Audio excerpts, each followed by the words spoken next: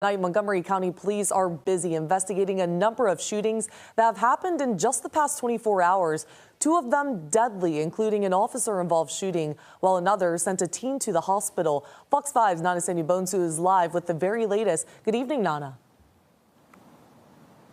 Sierra, good evening. As you mentioned, a very violent 24 hours here in the county as Montgomery County police actually continue to search for suspects involved in two of the three shootings that we know of. As you mentioned, the first one involving an officer, the second one at a youth football game. And the very latest one happened. A man was found shot in his home. That actually happened this morning. Police responded to Montgomery Village near Boysenberry Drive just before noon. Investigators had part of the apartment complex blocked off with caution tape after receiving a call about someone in a home who had been shot. Police pronounced a 37-year-old man dead on the scene. We are still waiting on additional details about what led to this shooting and how long the victim was dead in that home before police responded. Now, less than 2 miles away, still in Montgomery Village, Saturday night during a youth football game, a shootout involving two different groups. The game was taking place at a field at South Valley Park. This is right next to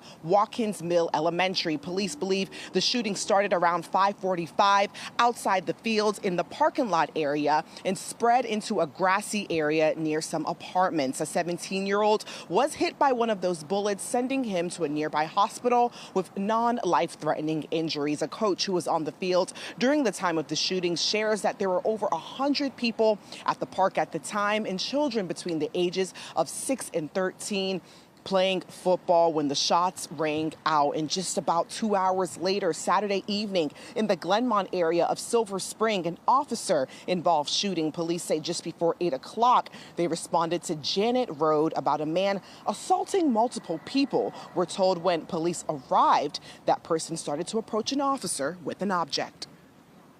That officer gave the subject multiple commands to drop the object. The individual did not comply with the officer's commands. That individual approached the officer along with other victims who he had allegedly assaulted before officers arrived. The officer then fired at the individual and he was shot on scene. Now, police also add that the officers immediately tried to render aid to that individual until fire and EMS showed up.